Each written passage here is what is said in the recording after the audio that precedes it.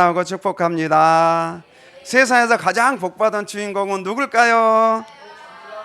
옆에 계신 분에게 당신은 세상에서 가장 복받은 주인공이십니다. 인사하겠습니다.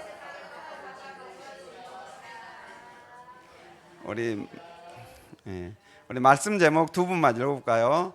그 물이 다 피로 변하고, 그 물이 다 피로 변하고.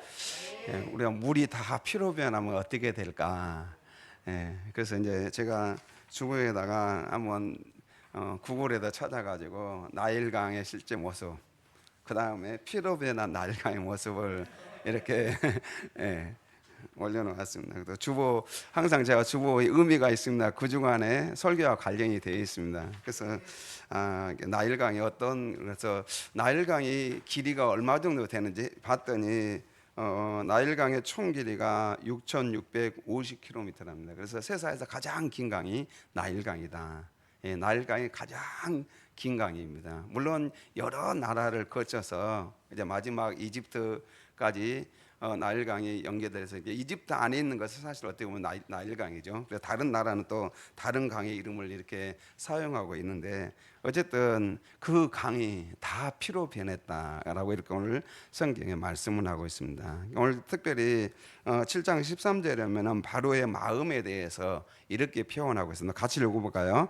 그러나 바로의 마음이 완악하여 그들의 말을 듣지 아니하니 여호와의 말씀과 같더라. 사실 이 앞에 내용은 어떤 내용이냐면은 지팡이, 그러니까 아론의 지팡이를 던졌는데 지팡이가 뱀이 변하는 사건입니다. 그런데 바로의 신하들 중에 또 술사들도 자기들이 요술로 해서 어떤 지팡이가 뱀으로, 물론 뱀으로 바뀌었는지 요술로 해서 마술로 해가지고 뱀을 그냥 꺼내서 해서, 어쨌든 간에 그 지팡이가 그 술사들의 뱀을 집어삼키는 그런 내용이 앞에 내용입니다. 그래서 그 광경을 보고 난 다음에 바로의 마음이 어땠다고요?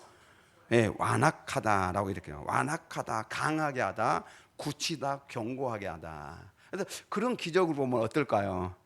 여러분, 기적을 보면 어떻습니까? 사람들이 와 하면서 대단하다 하면서 뭔가 굉장히 신기하듯 생각하고, 그 기적을 베푸는 사람에 대해서 마음을 여는 경우가 많습니다.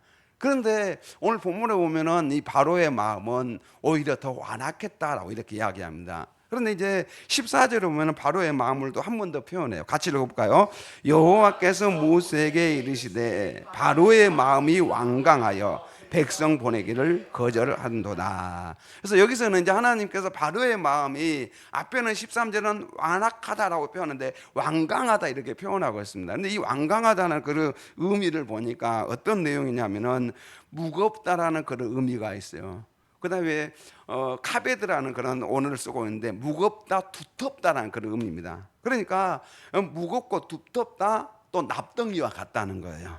그리고 얼마나 바로의 마음이 이렇게 두텁던지, 두텁고 아주 납덩이와 같이 아주 무겁습니다. 그런 표현을 담아가지고 오늘 완강하다라고 이렇게 표현하고 있어요. 이걸 상태 동사라고 해서 이 상태를 지속적으로 유지하고 있는 바로의 마음을 표현하고 있어요. 그래, 이 바로의 마음이 얼마나 이렇게 두텁고 완강하든지, 도무지 하나님께서 말씀하시고 기적을 행하시고 여러 가지 재앙을 내려도 바로의 마음이 쉽게 무너지지 않는 이 바로의 마음을 오늘 성경을 통해서 하나님께서 말씀하고 있습니다. 여러분, 이 마음을 완악하게 하면 안 돼요. 그렇죠? 이 마음을 완악하게 하면 안 되는데, 바로가 이렇게 첫 번째 기적을 경험하면서도 마음을 완악하게 이렇게 가지고 있는 것을 볼 수가 있습니다. 그런데 마태복음을 보니까 그 당시에 예수님과 함께 있었던 그 많은 백성들의 마음도 그랬어요. 많은 백성들의 마음도 그랬습니다. 물론 예수님께서 이사야 선지자의 말씀을 인용을 하셨지만은 백성들의 마음 상태가 그랬다는 거예요. 유대인들이, 바리새인들의 마음이 그렇다는 거죠. 한번 마태복음 13장 15절 시작. 이 백성들의 마음이 완악하여져서 그 귀는 듣기는 둔하고 눈은 감았으니 이는 눈으로 보고 귀로 듣고 마음으로 깨달아 돌이켜 내게 고침을 받을까 두려워함이라 하였느니라. 이 백성들의 마음이 완악하여, 예수님께서 오시긴 오셨는데 예수님께 오셔서 온갖 이적과 기적을 행하시고 예수님이 하나님의 아들이심을 증거했음에도 불구하고 이 백성들의 마음이 완악했다는 것이죠. 마치 누구의 마음처럼요? 바로의 마음처럼 아주 납처럼 두터운 마음들을 가지고 있다는 것입니다. 이 완악한 마음들에 대해서 성경은 곳곳에서 지적하고 있습니다. 로마서 2장 15절에 보면 같이 시작. 다만 내 고집과 회개하지 아니하는 마음을 따라 진노의 날 곧 하나님의 의로우신 심판이 나타나는 그날에 임할 진노를 내게 쌓는도다. 하나님께서 각 사람에게 그 행한 대로 보응하시되. 그러니까 우리가 완악한 마음을 가지면 결국은 거기다 뭘 쌓는다고요? 진노를 쌓는다는 것입니다. 누구의 진노? 하나님의 진노와 심판을 쌓는다는 거죠. 그러니까요, 바로가, 우리가 이렇게 성경을 보면 출애굽을 보지만 바로의 마음이 한 번만 완악한 게 아니라 계속적으로 완악하게 하게요. 계속 완악하게 하는 거, 완악하게 할 때마다 뭐가 지금 거기에 임합니까? 10가지 재앙, 하나님의 심판이 임합니다. 그래서 여러분, 우리가 신앙생활하면서 살 때 우리의 마음을 완악하게 하면 안 돼요. 하나님께서 말씀하시면 그냥 우리는 네 아멘하고 순종하고 나가는 것이, 그것이 복받는 길이에요. 그런데 오늘 본문에 보면은 이 노마서에 나오는, 여기에 이 노마서 공동체도 마찬가지입니다. 다만 내 고집과 회개하지 아니하는 마음을 따라 하나님의 진노의 날, 심판의 날, 복음을 듣지 않고 복음을 거절하는 그 많은 사람들을 향하여서 지금 하나님께서 경고하고 있어요. 하나님의 진노의 날이 있다는 거죠. 심판의 날이 있습니다. 믿지 않는 사람들의 복음을 전하는데 계속적으로 거절해요. 그런데 그 거절하는 게 그냥 오늘만으로 끝나는 게 아니라 하나님의 진노의 날, 심판의 날이 있습니다. 우리는 그날을 우리는 믿습니다. 그래서 하나님께서 진노하시는 그날, 심판하시는 그날은 돌이키려고 해도 돌이킬 수가 없고 회개하려고 해도 회개할 수가 없는 그날입니다. 그래서 오늘 본문에 보면 이렇게 내 고집과 회개하지 않는 마음을 따라 하나님께서 의로운 심판을 나타내신다라고 이렇게 말씀하십니다. 잠언 28장 14절에 보면은 이렇게 말씀을 같이 읽을까요? 항상 경외하는 자는 복되거니와 마음을 완악하게 하는 자는 재앙에 빠지리라. 하나님을 경외하는 사람은 복된다는 거죠. 그런데 마음을 완악하게 하면은 두터운 마음을 가지고 하나님의 말씀을 그냥 기쁨으로 받아들이지 않냐고 거절하고 거부하고 하나님의 뜻에 불순종하는 그런 완악한 마음을 가지면은 결국은 재앙에 빠진다, 이렇게 말씀합니다. 재앙에 빠진다. 그래서 여러분, 우리가 신앙생활 하다가 그런 분들도 많이 있어요. 하나님의 뜻을 저버리고 하나님을 떠나버리는 그런 사람들 많이 있습니다. 그러다가 재앙을 많이 당하는 경우가 있습니다.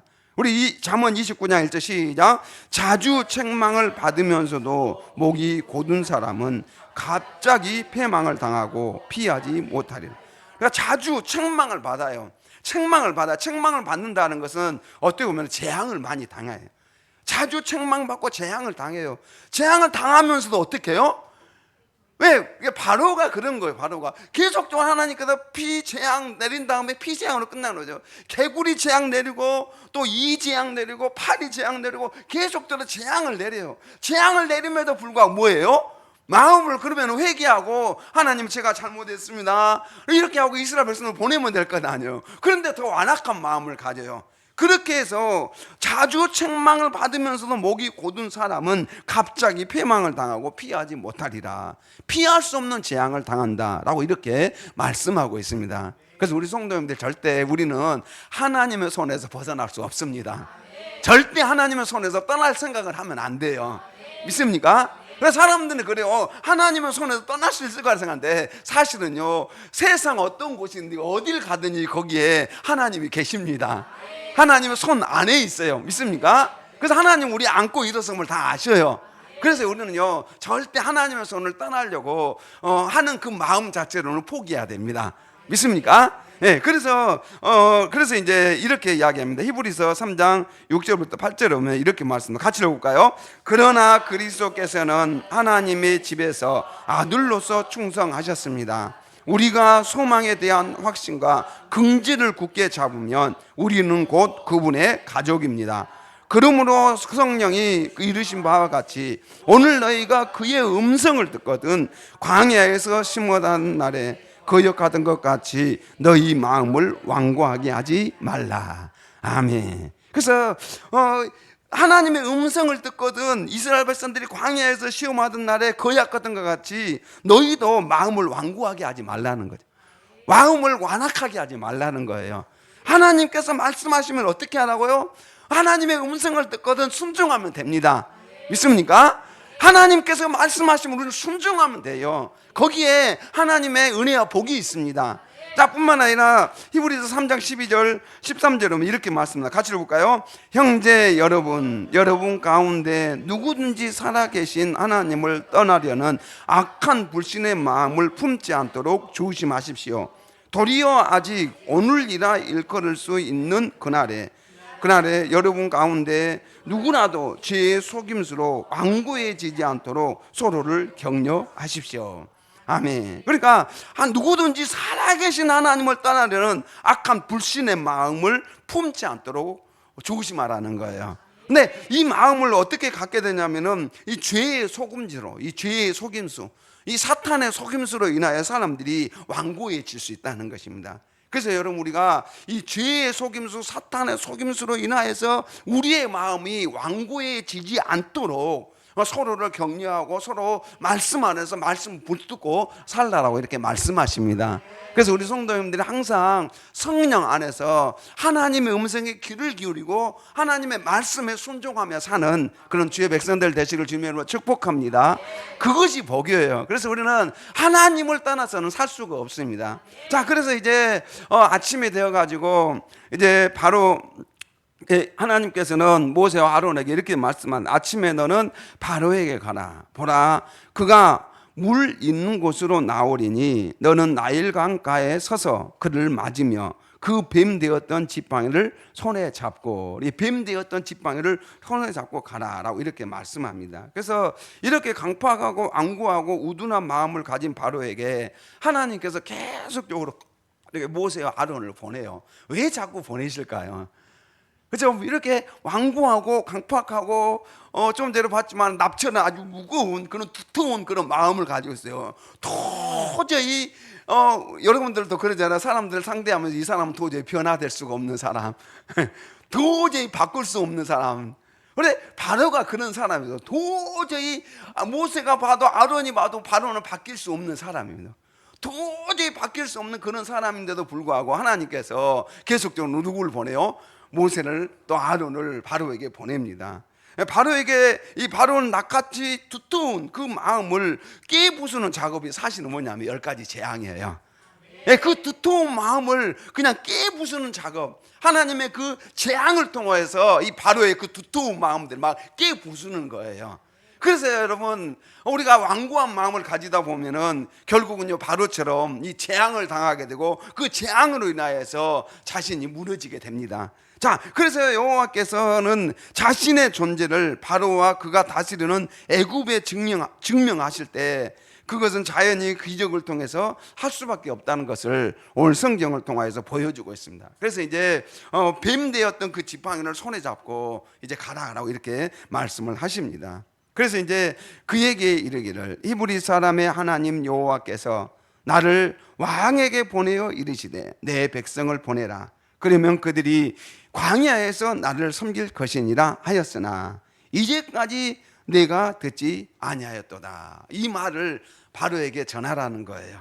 바로에게 전하라. 우리 히브리 사람의 하나님 그 여호와께서 이 백성을 보내라, 광야에서 하나님을 예배해야 되겠다, 보내라라고 했는데 바로 왕이 듣지 않는다는 것입니다. 그래서 이제 17절 같이 시작. 여호와가 이같이 이르노니 내가 이로 말미암아 나를 여호와인 줄을 알리라. 볼지어다 내가 내 손에 지팡이로 나일강을 치면 그것이 피로 변하고. 그래서 이제 바로 왕에 보내서 나일강을 치면 어떻게 된다고요? 그것이 피로 변한다. 피로 변할 것이다라고 먼저 누구에게 지금 일러주고 있습니까? 모세와 아론에게 지금 말씀을 하나님께서 하고 있습니다. 그래서 지팡이는 하나님의 힘과 권능을 상징합니다. 나일강은 애굽의 유일한 생명줄입니다.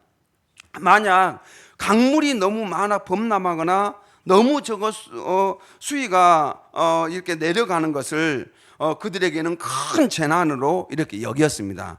그래서 이것을 막고자 그들이 섬겼던 신이 누구냐면은 강의 신 하필을 섬겼어요. 그래서요, 이 애굽 사람들을, 이스라엘 이집트 사람들, 애굽 사람들이 나일강에다가 제사를 지내요. 그러니까 이제 어떤 주석가는 바로 왕이 나일강으로 나왔다는 것은 결국 누구를 섬기기 위해서, 예, 하피라는 이 신을 숭배하기 위해서 나왔다라고 이렇게 어떤 주석가는 그렇게 이야기합니다. 그러니까 하피라는 이 신을 숭배함을 통하여서 나일강 신, 나일강 신이니까 그 나일강 이 신을 숭배하기 위해서 나왔을 것이다라고 그렇게 말하는 분도 있습니다. 그래서 나일강의 고기가 죽고 그 물에서는 악취가 나리니 애굽 사람들이 그 강 물 마시기를 싫어하리라 하라라고 이렇게 하나님께서 모세와 아론에게 말씀하셨습니다.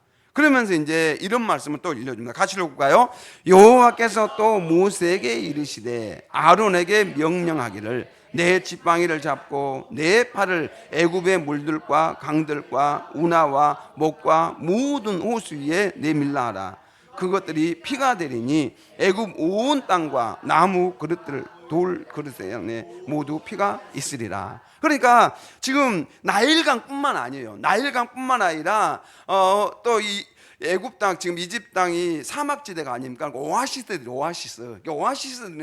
그 오아시스 그것도 그 물들도 어떻게 된다고요? 다 피가 된다는. 또 운하 거기도 그렇고. 그래서 강들을 운하 나일강뿐만 아니라 그 주변에 있는 모든 강들을 다 피가 되리라. 그러니까 하물며 뭐까지 이제 피가 되냐면 나무 그릇과 돌 그릇 안에 있는 그 물까지도 어떻게 된다고요?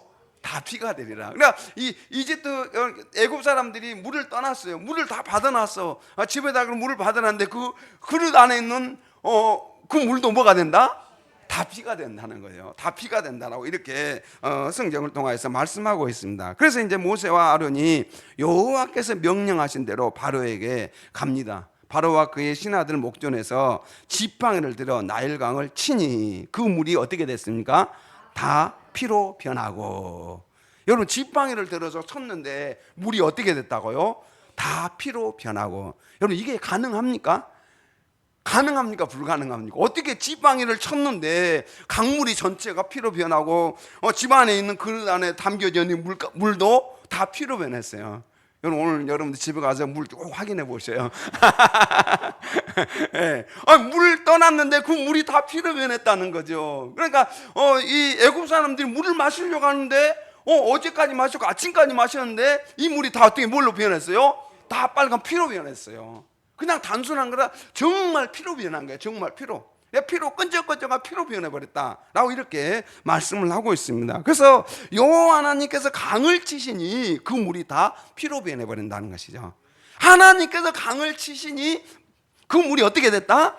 그 넓은 나일강 물이, 물론 이 피로 변한 것은 이집트 땅 안에 있는 나일강일 거라고 볼 수가 있어요. 그 위에 있는 다른 나라들을 포함되지 않을 것으로 알고 있습니다. 그래서 이 이집트 땅에 있는 이 나일강 물, 또 이집트 안에 있는 물들이 다 물로 변해요? 피로 변했다라고 이렇게 볼 수가 있습니다. 그래서 지팡이로 나일강을 치는 것은 강의 신 하필을 징계하고 죽이는 것이죠.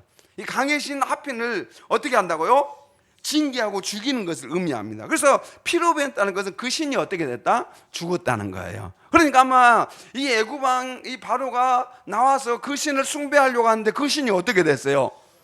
강물이 다 피로 변했잖아요. 근데 그 신을 지금 숭배하려고 하는데 그 신이 피로 변해가지고 다 죽어 있는 그런 상태를 보고 있는 거죠. 신하들도 다 보고 있는 것이죠. 이렇게 해석할 수도 있습니다. 그래서 이제 생명을 주는 강이 아니라 결국은 죽음을 주는 강이 되어버리고 말았다는 것입니다.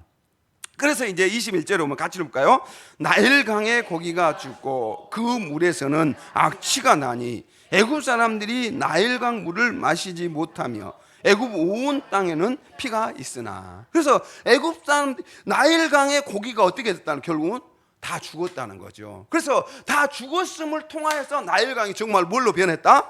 피로 변했다는 것을 증명하고 있습니다. 그래서 물고기들, 그 안에 있는 물고기들 다 죽어서 악취가 났다는, 악취가 난다. 또 애굽 사람들이 나일강 물을 마시지 못한다. 그래서 애굽 온 땅에 피가 있으나라고 이렇게 말씀을 하고 있습니다. 애굽 대부분은 사막이죠. 저도 이제 이집트 가봤는데 대부분 게 사막이지 않습니까? 나일강을 중심으로 해서 아주 이 곡창지대가 있지만은 그 외의 지역은 비행기를 타고 가다 보니까 다 사막지대.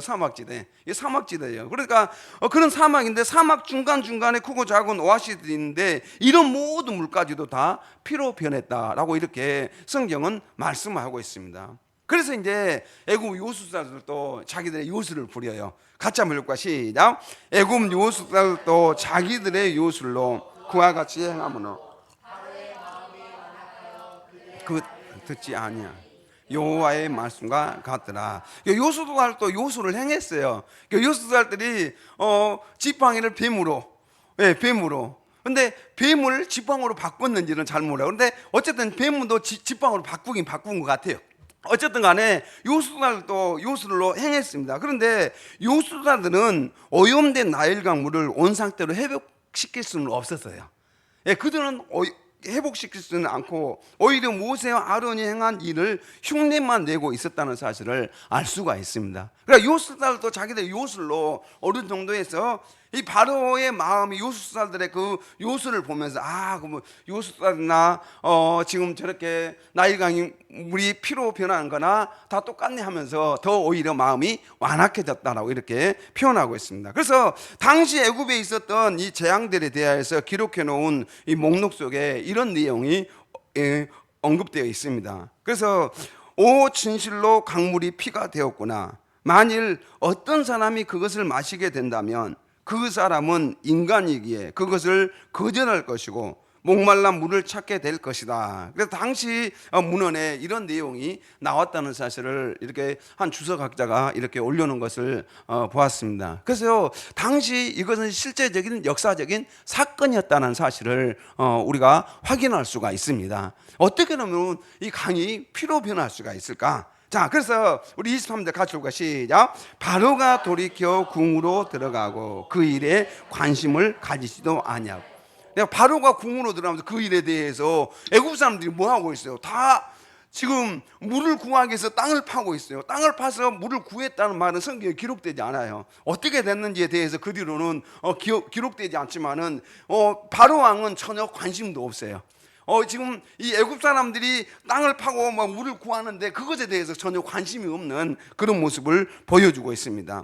그래서 이제 애굽 사람들은 나일강 물을 마실 수 없으므로 나일강가를 두루 파서 마실 물을 구하였더라라고 이렇게 말씀하고 있습니다. 그래서 이제 우리 25절 여호와께서 나일강을 치신 후 이래가 지나니라. 그래서 하나님께서는 의심하는 모든 사람이 전적으로 믿게 되기 전에는 결코 기적을 중단하지 않으신 분이십니다. 자, 그래서요, 이렇게 하나님은 강물을 어떻게 변했다? 강물을 피로 바꾸실 수 있는 분이십니다. 그런데 이렇게 하나님께서 이렇게 기적을 내리시는 그 이유가 뭘까요? 사실은 어떻게 보면 바로왕을 믿게 하기보다는, 물론 바로왕과 이집트 애굽 사람들이 여호와가 어떤 분이신지를 알게 하기 위함이고, 또 하나는 이스라엘 백성들이고, 또 하나는 오늘날 우리들을 향하여서 주신 말씀입니다. 그러니까 하나님은 물을 피로 바꿀 수 있는 분이십니다. 믿습니까? 그래서 이제 시편 136편에 보면은 이렇게 시편 기자는 찬양하고 있습니다. 우리 같이 한번 읽어볼까요? 여호와께 감사하라. 그는 선하시며 그 인자하심이 영원하미로다. 신들 중에 뛰어난 하나님께 감사하라. 그 인자하심이 영원하미로다. 주들 중에 태어난 주께 감사하라. 그 인자하심이 영원하미로다. 홀로 큰 기이한 일들을 행하신 이에게 감사하라. 그 인자하심이 영원하미로다. 아멘. 그러니까 하나님은 어떤 분이시냐면은 신들 중에 뛰어나신 분이십니다. 주들 중에 뛰어나신 주시십니다. 그러니까요, 하나님과 비교할 수는 없습니다. 아무리 나일강 신, 하피신이 위대하고 생명을 주는 신이라 할지라도 하나님께서 치시니 다 죽어요. 믿습니까? 그러니까 하나님과 비교할 수는 없습니다. 우리가 믿는 하나님은 전능하신 분이시고 천지를 창조하신 하나님이십니다. 자, 그래서요 이 시편 기자는 그 하나님을 찬양하라라고 이렇게 고백하고 있습니다. 우리 10절부터 시작. 애굽의 장자를 치신 이에게 감사하라. 그 인자하심이 영원하미로다. 이스라엘을 그들 중에서 인도하여 내신 이에게 감사하라. 그 인자하심이 영원하미로다. 강한 손과 표신 팔로 인도하여 내신 이에게 감사하라.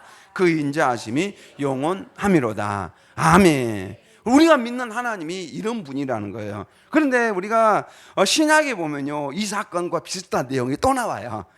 무슨 사건입니까? 물을 변하여 포도주로 바꾼 사건입니다. 그래서 요한복음 2장에 보면은 예수님께서 가나의 혼인잔치에 초대를 받습니다.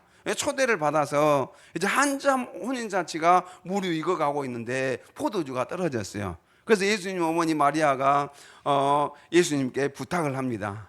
부탁을 해서 예수님께서 명령한 대로 너희들 순종해라. 종들에게 이렇게 이야기를 합니다. 그래서 이제 돌 항아리 6개를 갖다 놓고 예수님께서 돌 항아리에다가 물을 9개까지 채워라 라고 이렇게 말씀하시는 그런 내용이 나옵니다. 우리 7절 8절 읽을까 시작. 예수께서 그들에게 이르시되 항아리에 물을 채우라 하신즉 9개까지 채우니 이제는 떠서 연회자에게 갖다 주라 하심에 갖다 주었더니, 자, 이 물이 어떻게 됐을까요? 이 물을, 그래서 아기까지 물을 채웠어요. 그냥 물, 하인들은 알잖아요. 알잖아요. 그래서 그냥 물을 아기까지 채웠어요. 저도 그 이스라엘 가서 이렇게 돌 항아리 보니까 상당히 큰 돌, 이 정도 큰 돌 항아리입니다. 굉장히 큰 돌 항아리요. 근데 거기에다가 물을 그냥 아기까지 다 채웠습니다. 가득 넘실거리게 채웠어요. 자, 채워서 그 물을 떠가지고 누구에게 갖다 줘요? 그 연회장에게 갖다 주라. 물을 떠서 분명히 종들은 가지고 가요. 자, 그러는데 같이 시작. 연회장은 물로 된 포도주를 맛보고도 어디서 난지 알지 못하되 물도 온 하인들은 알더라. 연회장이 신랑을 불러 말하되 사람마다 먼저 좋은 포도주를 내고 취한 후에 낮은 것을 내거늘 그대는 지금까지 좋은 포도주를 두었도다 하니라. 물이 어떻게 변했어요? 포도주로 바뀌었어요. 믿습니까? 하나님은 물을 피로 바꾸실 수 있는 전능하신 분, 하나님은 물을 포도주로 바꿀 수 있는 전능하신 분이십니다. 믿습니까? 그러니까 우리는요 하나님이 어떤 분이신지 오늘 본문을 통해서 배우는 거죠. 그러니까 하나님은 나일강 그 엄청난 물을 피로 바꾸실 수 있는 전능하신 분이시고, 이 그러니까 맹물을 포도주로 바꿀 수 있는 전능하신 분이세요. 그러니까 이 말씀이 지금 이 출애굽기 7장 말씀이나 이 요한복음 2장 말씀이나 어떤 일맥상통하는 그런 내용들이 있어요. 물을 바꿔서 피로, 물을 바꿔서 포도주로 바꾸실 수 있는 하나님, 그분이 우리가 믿는 하나님입니다. 그분이 우리가 믿는 하나님이에요. 자, 그래서요 요한복음 2장 11절 시작. 예수께서 이 첫 표적을 갈릴리 가나에서 행하여 그의 영광을 나타내심에 제자들이 그를 믿으니라. 그의 영광, 예수님이 하나님이심을 드러내신 거예요. 그래서 제자들이 믿었다 이렇게 표현하고 있습니다. 그래서 여러분, 저와 여러분들이 믿는 예수님, 저와 여러분이 믿는 하나님은 전능하신 하나님이에요. 물을 변하여 피가 되게 하시고 물을 변하여 포도주가 되게 하시는 하나님이십니다. 믿습니까? 마가복음 10장 23절에 보면은 이제 이런 내용이 나와요. 부자 청년이 와가지고 영생에 관한 예수님께 질문을 합니다. 예수님, 제가 어떻게 해야 영생을 얻으릴까? 이렇게 하니까 예수님께서 너 재물 가난한 사람들에 다 나눠줘라. 그러면은 너가 그리고 나서 나 따르라 이렇게 이야기하니까 이제 그 부자 청년이 그냥 근심하면서 가버려요. 네, 근심하면서 가버립니다. 그래서 제자들이 그 광경을 보면서 이제 예수님께서 이렇게 말씀하십니다. 우리 23절 4절 시작. 예수께서 들러보시고 제자들에게 이르시되 재물이 있는 자는 하나님 나라에 들어가기가 심히 어렵도다 하시니 제자들이 그 말씀에 놀라는지라. 예수께서 다시 대답하여 이르시되 얘들아, 하나님의 나라가 들어가기가 얼마나 어려운지 낙타가 바늘기로 나가는 것이 부자가 하나님 나라에 드는 것보다 쉬우니라 하시니 제자들이 매우 놀라 서로 말하되 그런 중 누가 구원을 얻을 수 있을까 하니 예수께서 그들을 보시며 이르시되 사람으로서는 할 수 없으되 하나님으로서는 그렇지 아니하니 하나님으로서는 다 하실 수 있느니라. 아멘. 그러니까 이 부자 청년이 이렇게 재물이 많은 걸로 근심하면서 가버렸잖아요. 그런데 예수님께서 하나님 나라가 얼마나 어려운지 아느냐라고 하시면서 이 부자가 하나님 나라에 들어가기가 이 낙타가 바늘기 물론 우리가 생각하는 이 바늘, 작은 바늘을 이야기하는 것은 아니고 이스라엘의 바늘기라는 아주 조그만한 그 통로가 있는데 이 낙타가 그리 못 들어가는 거예요. 못 들어갈 수가 없는 그 낙타가 그리 들어간 것보다 더 어렵다라고, 천국에 들어가는 게 더 어렵다라고 이렇게 표현하고 있습니다. 자, 그래서 낙타가 바늘기로 나가는 것이 부자가 하나님 나라에 들어가는 것보다 쉬우니라. 그래서 하나님 나라에 들어가는 것보다 쉬우니라라고 이렇게 말씀합니다. 그래서 제자들이 말하면서 그런 누가 구원을 받을 수 있는가라고 이렇게 다시 질문해요. 그러니까 이제 하나님께서 예수님께서 뭐라고 말씀하십니까? 사람으로서는 할 수 없으되 하나님으로서는 다 하실 수 있느니라. 하나님이 하시면 된다 안 된다? 된다는 거예요. 아무리 납처럼 이렇게 두터운 마음을 가지고 있는 사람도 하나님이 하시면 그걸 다 깨부셔서 예수 그리스도를 받아들이게 하시고 구원의 복음을 수용하게 하시고 그래서 구원의 기쁨을 누리게 하실 수 있는 그분이 하나님이시라는 거죠. 그래서 여러분, 우리는 우리 자신의 능력을 믿는 것이 아니라 우리는 하나님을 믿습니다. 그래서 피를 뭘로 변화하셨다? 강물을 피로, 또 물을 포도주로 바꿀 수 있는 분, 그분이 우리가 믿는 하나님이십니다. 여러분, 인생의 문제가 어떤 문제가 있어도요, 여러분의 인생에 강물과 같고 어떤 도저히 인간의 힘으로 해결할 수 없는 문제라 할지라도요, 하나님으로서는 다 하실 수 있습니다. 그런 믿음을 가지면 돼요. 믿습니까? 하나님으로서는 다 됩니다. 믿습니까? 옆에 계신 분에게 하나님이 하시면 됩니다. 그래요. 하나님이 하시면 안 되는 거 없어요. 여러분, 건강 문제도 여러분들 하나님이 만져주시면은 치유가 됩니다. 그런 믿음을 가지고 여러분들 기도하셔야 돼요. 믿습니까? 저도 그냥 치유받는 게 한두 가지가 아니에요. 그러니까 하나님이 하시면 됩니다. 그래서 하나님의 능력을 믿고 사는 것입니다. 자, 그래서 누가복음 1장 37절에 이렇게 말씀을 같이 시작. 대저 하나님의 모든 말씀은 능하지 못함이 이심이 없느니라. 아멘. 하나님의 모든 말씀은 능하지 못하심이 없다는 거예요. 하나님의 말씀, 하나님이 말씀하시면 그대로 됩니다. 말씀하셨으니 이루어집니다. 믿습니까? 그리고 이 하나님에 대한 이런 믿음을 가져요. 그래서 여러분들 이제 물을 마실 때 이번 주간에 꼭 생각하셔요. 하나님께서 이 물을 뭘로 바꿨다? 피로, 이 물을 포도주로. 여러분, 우리는 물을 보면서, 물을 마시면서 하나님께서 이 물을 피로, 이 물을 포도주로 바꿀 수 있는 전능하신 분이시다. 그럼 물을 한 잔씩 드시면서 이 말씀을 생각하시면 됩니다. 그래서 여러분, 물을 볼 때마다 이제 피를 생각하시고 포도를 생각하시고 하나님이 하시면 된다. 하나님의 능력을 우리가 믿으시면 됩니다. 하나님이 못하실 일 없어요. 여러분들, 그래서 사람들이 아무리 강팍한 그 철판처럼 두터운 마음도요, 사람을 바꿀 수 있는 분 하나님이십니다. 물론 사람이 사람을 못 바꿔요. 내가 아무리 성을 내고 어떻게 해도 사람을 못 바꿔요. 그러나 하나님이 바꾸시면 됩니다. 그래서 여러분들, 그래서 우리가 뭐 해야 되니까? 기도하시면 돼요. 인생 문제가 있고 여러 가지 어떤 갈등적인 어떤 문제가 있으면은 기도하고 나가면 됩니다. 여러분, 여러분의 진료를 위해서 기도하고 나가는 거죠. 기도 외에는 사실 답이 없어요. 우리 그리스도인들이 주신 특권이 기도입니다. 그래서 성도님들이 그냥 하나님 앞에 엎드려 기도하고 애절한 마음으로 부르짖고 하면은 여러분들 가정에 안 될 문제들이 없어요. 그럼 우리 또 자녀들 결혼시켜야 될 분들 많이 계시는데 제가 요즘 새벽마다 기도 많이 하고 있어요. 기도 많이 하고 있어요. 그래서 제가 주변에도 많이 있어요. 사실 너무 우리 조카들도 그냥 결혼 안 한 조카들도 50도 40, 50 막 되는 걸 조카들도 있어가지고 결혼을 빨리 안 해요. 그래서 나중에 이제 하은이가 결혼하면 제일 먼저 할 것 같아요. 그래서 이 문제를 가지고 지금 요즘 기도를 많이 하고 있어요. 여러분, 그래서 여러분 하나님이 하시면 됩니다. 여러분 그냥 포기하지 마시고 하나님의 능력을 믿으셔요. 그러니까 내 능력 믿고 우리 자녀 능력 믿지 마시고 하나님의 능력을 믿으셔요. 하나님께서 이 바로와 같이 그 두터운 마음도 깨부시고 계신다니까요. 10번 찍어 안 넘어간 나무 없다니까요. 믿습니까? 10번 찍어 안 넘어간 나무 없어요. 그러니까 이 성경을 바탕으로 해서 하나님이 역사하시면 됩니다. 믿습니까? 하나님이 역사합니다. 그래서요, 강물을 피로 바꾸시는 하나님, 물을 포도주로 바꾸신 예수님, 두텁고 안악한 바로의 마음을 바꾸실 수 있는 하나님, 우리 인생의 어떤 문제도 해결하실 수 있는 분이십니다. 그래서 우리는 믿음으로 살아야 됩니다. 하나님의 능력을 믿고 신뢰하며 살아야 돼요. 여러분, 하나님의 능력을 믿고 나아가면 됩니다. 여러분, 하나님은 나를 믿으라고 말씀하시지 자신의 능력을 믿으라고 말씀하지 않으셨어요. 여러분, 하나님은 이 나일 강물, 그 물을 피로, 또 물을 포도주로, 믿습니까? 그래서 여러분, 그 하나님의 능력을 여러분들이 믿으시고 신뢰하고 나아가시는 저와 여러분 되시길 주님의 이름으로 축복합니다. 이 말씀을 생각해서 함께 주여 한 몸으로 기도하겠습니다.